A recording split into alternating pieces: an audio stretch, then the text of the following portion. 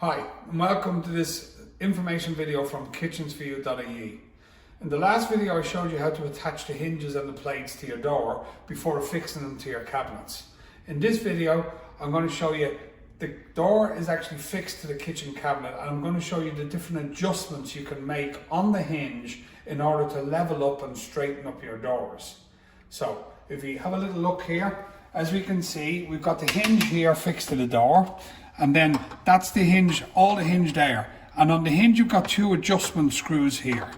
Okay, this screw here will adjust the hinge in and out. So that's left to right, okay?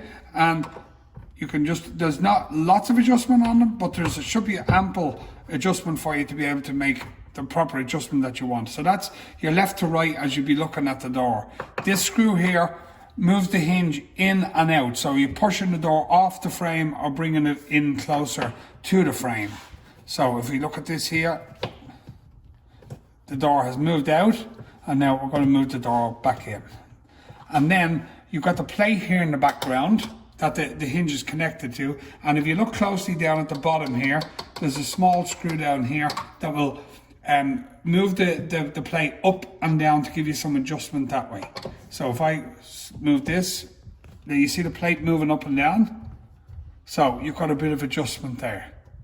So it's vitally important that you try and get the door on as level as possible, and then you can use these three screws here to make different adjustments on your door so that your door will hopefully sit level when you close it and you're finished doing all your adjustments.